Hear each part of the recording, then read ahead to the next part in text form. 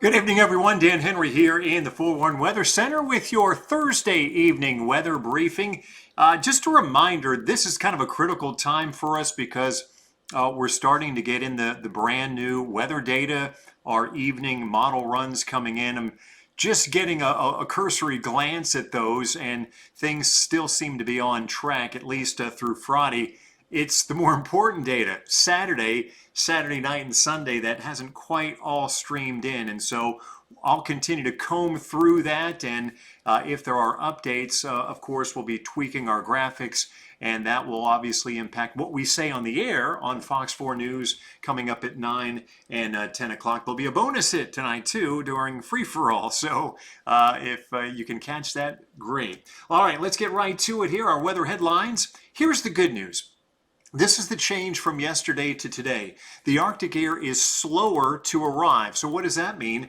It means basically a wet Friday for most of us with really no big issues. The exception will be after about 8, 9 o'clock Friday evening to our north and west. We could start to see some icy spots developing, especially on bridges and overpasses. Freezing rain and sleet, a 100% chance we see that on Saturday as the Arctic air surges in here.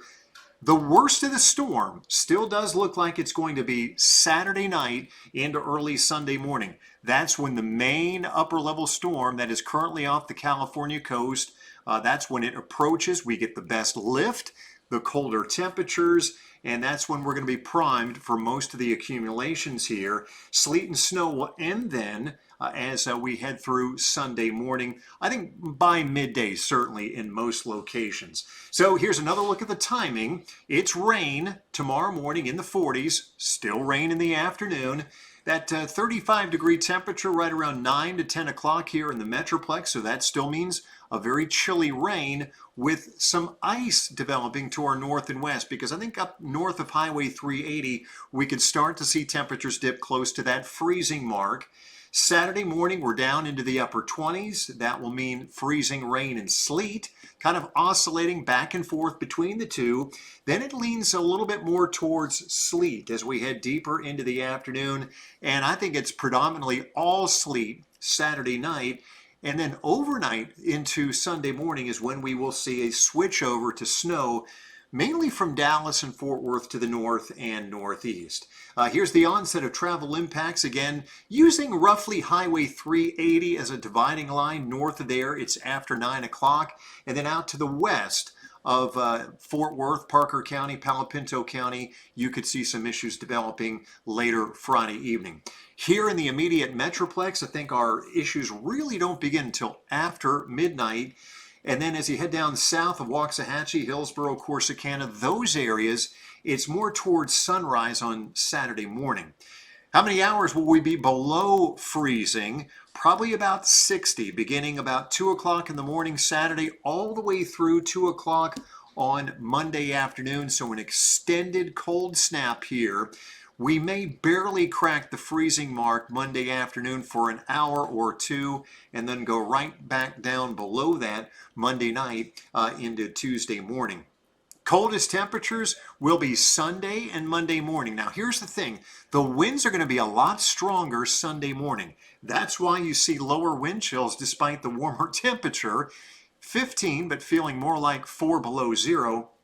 And then as the winds die and the skies clear, we'll see single-digit temperatures Monday morning. And even with a 5-mile-an-hour wind, that'd be enough to drive the wind chill down to 0 here in the Metroplex.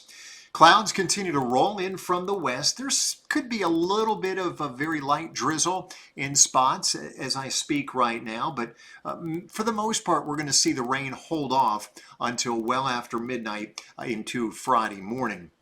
There's the upper level low. Now, the hurricane hunters were actually flying into this system not only last night, but today as well.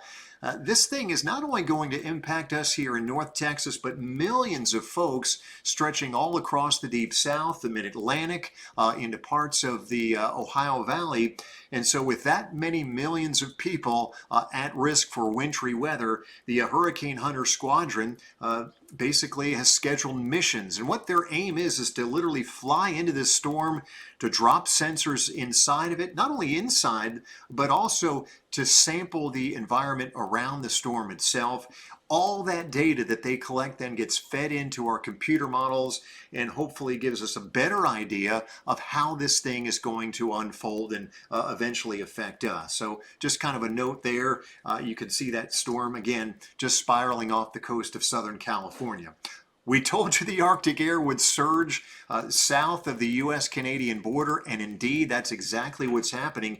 It is 20 below zero right now. That is not a wind chill. That's an air temperature at Minot, North Dakota, minus 18 Fargo, minus 13 in the Twin Cities. Now, it's not going to be that cold here in North Texas, but that's the source of the Arctic air that's going to be heading southbound into North Texas as we head through the next 24 to 48 hours.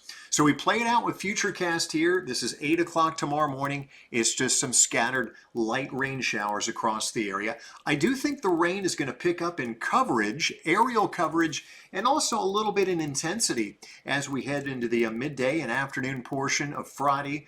Now, keep a close eye on those pink colors. As we head past 6 o'clock tomorrow evening, notice we're starting to see some freezing rain evident there up towards the Red River, well out to the west, also northeast of the Metroplex. Freezing rain as temperatures dip close to freezing in those areas. As the freezing line continues to plunge southward overnight and early Saturday morning, you can see wintry weather overspreads much of North Texas. This is going to be a combination of freezing rain and sleet, leaning more towards freezing rain to the south, leaning a little bit more towards sleet as you head up towards the Red River, and a combination of the two here in between in the Metroplex. As we head towards midday, the early afternoon, it will continue on and off. The heaviest precipitation, though, and the most widespread accumulations are going to occur beginning very late Saturday and Saturday night. That's as that main area of low pressure approaches. By this point in time as well, the Arctic air will be much deeper. And so that's why we expect now a full transition to mainly sleet as we head through Saturday evening and Saturday night. And then finally overnight, as temperatures cool even more, I think we could see a switch over, a flip to some snow, mainly from Dallas and Fort Worth to the north and northwest. And that could leave some light accumulations of snow on top of the ice. Here's a very first preliminary look at the ice accumulation totals here. For the most part, I think we're looking at a good quarter to half inch of freezing rain accumulations leading to ice.